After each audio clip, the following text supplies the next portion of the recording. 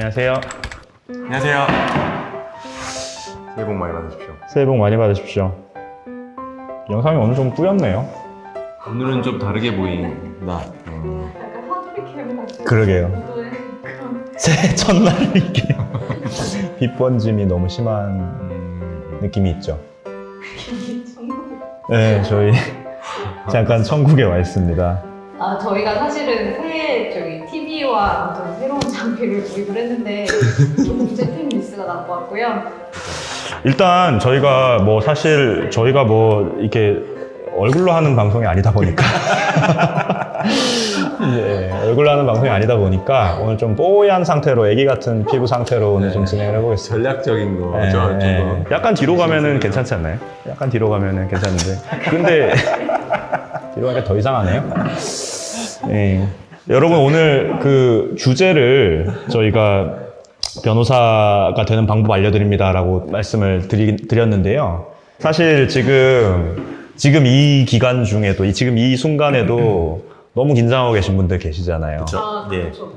딱 진짜 공교롭게 저희 원래 의도한 건 아닌데요. 오늘이 2020년 변호사 시험 첫날입니다. 맞습니다. 그렇죠. 오늘 예, 첫날입니다. 첫날이죠. 그래서 참 오늘부터 언제까지 치러지죠? 오늘부터 1월 11일 토요일까지 1월 11일까지. 놀라운 사실이죠. 토요일 날도 시험을 봅니다. 그러니까요. 네. 저는 변호사님도 마찬가지지만 좀 구시대 법조인이잖아요. 그러니까 옛날 시험을 본 법조인이고 지금 오늘 방송에 대해서는 굉장히 많은 조언을 해주실 변호사님 그 김종원 변호사님께서 많은 조언을 해주실 텐데 1월 7일에서 1월 11일까지 시험을 보면서 뭘 보는 거예요? 뭐 어떤 걸 봐요? 시험들을? 일단 7일부터 11일까지 화요일, 수요일 이렇게 먼저 시험 보고 목요일 날 하루 쉬고요. 그리고 이제 금요일 날, 토요일 날 이렇게 총 해서 시험은 총 나흘 동안 진행되는 거고요.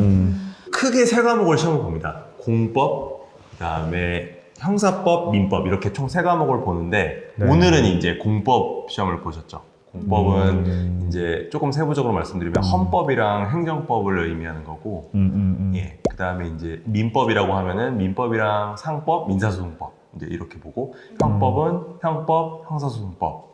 그다음에 이제 뭐 특별형법도 좀 포함되어 있고. 그러면 뭐 한 8과목 정도가 그렇죠. 8과목 세분화가 될 정도. 수 있겠네요. 예. 8, 9과목 정도. 맞습니다. 크게 세 과목 봅니다. 이렇게 말씀하시면 다들 변호사가 되는 게 너무 쉽다고 생각할 수도 있을 것 같아서. 저 댓글 잠깐 말씀드리면 네. 피플 인턴들도 보시려나라고 해서 굿피플 인턴 중에서 지금 송지원 인턴이랑 이상호 인턴이 시험 보고 있습니다. 얼마나 부담되고 힘겨운 시간일까라는 생각이 드는데 예, 이상호 인턴은 답안지 먼저 내고 나오면 안 된다. 굿피플 1회처럼 답안지 빨리 내고 나오면 안 되는데 근데 뭐 이번에는 빨리 내고 나온다면 다 맞지 않았을까 하는 기대를 해봅니다. 올해의 경우에는 3,592명이 응시를 했다고 해요. 그래서 약 1,700명 정도 합격자를 뽑을 것 같고 각자 그 시험날 어떠셨어요? 김지선 변호사님 시험날 뭐 좀 기억에 인상적인. 남는 게 있으세요? 기억에 남는 그 사법시험 2차 때 6월달 시험을 봤는데 그때 저희 때 봤을 때 장마 기간이었어요. 딱 장마 전선이 왔었거든요. 아, 4일 시험 끈적끈적했겠네요. 보는 내내. 예. 그래서 이제 아침에 이제 그 시험장 앞에 이제서 이렇게 책 들고 이제 그 시험 고사장 안에 들어있으면 숨 막히니까 이제 바깥에 건물 밖으로 나와서 이렇게 한 바퀴 삥 돌려고 했는데 그냥 비가 막 주룩주룩 쏟아지는 거예요. 한 발자국 나가면 이제 책이 녹아버릴 것 같고 근데 그 앞에서 그 시험 보신 이제 수험생들 분이 이렇게 담배를 뻑뻑 피우고 있는데 그러니까 저는 뭐 담배를 안 피우는데 저도 하나 나와달라고 하고 싶을 정도로 되게 아련한 그런 기억. 저는 그 1차 시험은 사실 좀 이제 와서 고백하건데 너무 잘 봤어요. 그때 지난번에 고백하셨습니다. 그래서 아니 뭐 근데 뭐 너무 잘 봐서 잘 보신 분들 되게 많았는데 합격 커트라인보다 한 10점 정도. 아이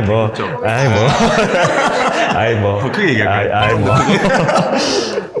잘 봤는데요. 2차 시험 때 제가 되게 위기가 왔었거든요. 2차 시험 한 달 앞두고 그때 한 50kg 중반대까지 빠져가지고 시험이 한 달 남았었는데 딱 일어나는데 뭐 공부하다 일어나는데 갑자기 핑 도는 거예요. 그래서 그때부터는 공부를 안 했습니다. 한 달 동안.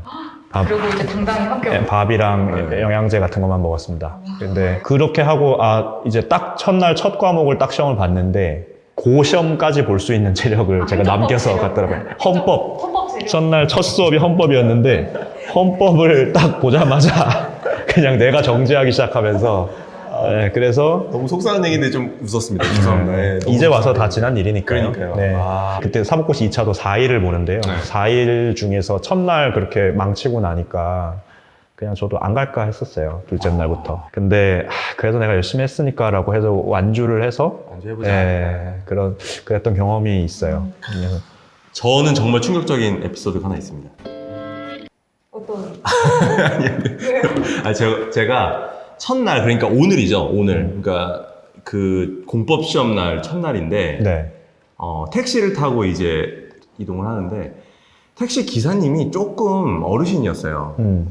나이가 조금 있으신 할아버지셨는데, 약간 말투도 약간 어눌하고 불안불안 하시더라고요. 아니나 다를까. 가다가 이제 뭐 차랑 부딪힌 것도 아니고, 혼자서 그 옆에 그 보도블럭 이렇게 턱 있잖아요. 어머. 거기에 이제 쓸려서 타이어가 펑크가 났습니다. 택시 기사님이 저한테 되게 태연하게 휴대폰 있냐고, 지금 나 이거 불러야 된다. 그 와중에 휴대폰 빌려달라고. 저한테. 그래서 저는 지금 빨리 다른 택시를 뭐 어떻게 부르든지 어떻게 해야 되는데, 저는 근데 거기가 또 골목길이라 택시도 안 오는 거예요. 막 너무 막 걱정이 되고 막 택시를 잡고 제 핸드폰 챙겨가지고 그리고 수석 가서 그리고 막 수석을 그렇지. 거머쥐었다는 그런 저는 그래도 재밌는 얘기. 그게 이제 액땜이 됐다고 생각을 하고.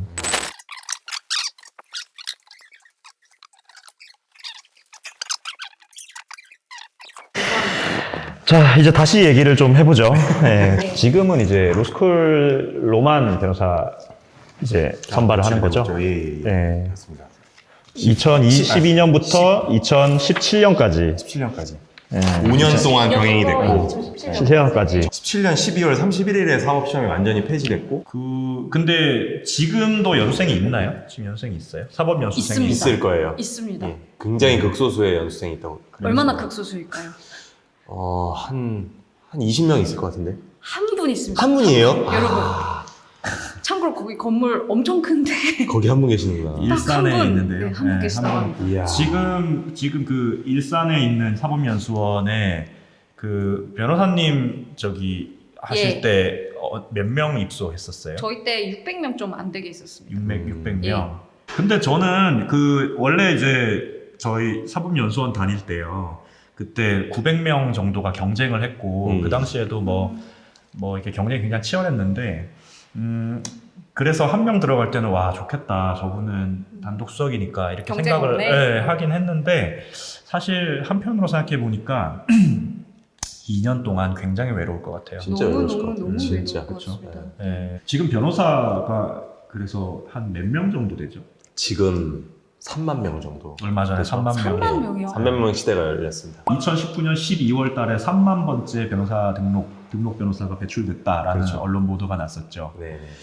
제가 아까 말씀드렸던 것처럼 2011년도 네. 연수원 들어갔었는데 통계를 보니까 2006년도에 1만 명이었어요.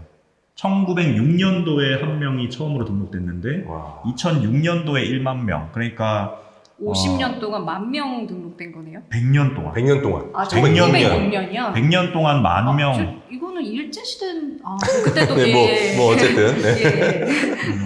변호사 시험을 합격하면 네. 바로 변호사가 되는 거예요.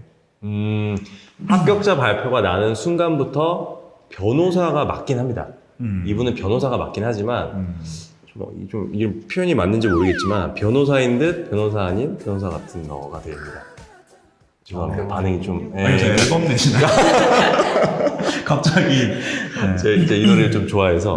근데 이게 무슨 말이냐면 변호사 자격은 있지만 이제 그 협회에 등록이 안 된 변호사이기 때문에 사건을 수임할 수도 없고요. 그 다음에 단독으로 법정에 나가서 변론을 할 수도 없고, 그 다음에 뭐 당연히 개업도 할 수 없고요. 그러니까 어떻게 보면 굉장히 반쪽짜리 변호사인 셈인 거죠.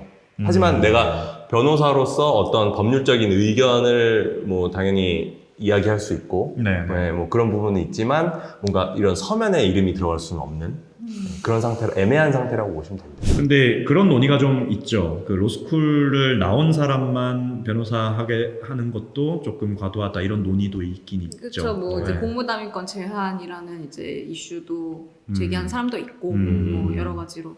그래서 지금 예비 시험 제도 예. 도입이 지금 법안이 나가 있는 상황인 예. 건데, 그러니까 로스쿨을 졸업해야 변호사 시험을 볼 수 있는데 예. 말하자면 예비 시험은 변호사 시험의 예비 아니겠어요? 그런 셈이죠. 공부를 열심히 해서 예비 시험을 합격하면 로스쿨을 안 나와도 수료한 것으로 그렇죠. 간주해 준 네, 간주해 동일한 주니까. 자격을 부여하는 것으로 그렇습니다. 그렇게 되겠죠. 네. 그래서 아직까지는 예비 시험 제도가 없는데요. 예비 시험 제도를 도입해서 로스쿨을 가지 않은 사람도 변호사 시험을 볼 수 있게 해야 한다. 이런 지금 논의는 있는데 뭐 아직은 지금 찬반으로 갈려가지고 그렇죠. 그 구체화 어떻게 구체화할 건지에 대해서도 다시 되게 논의가 네. 있는데 이렇게 모아지거나 그런 것 같지는 않고.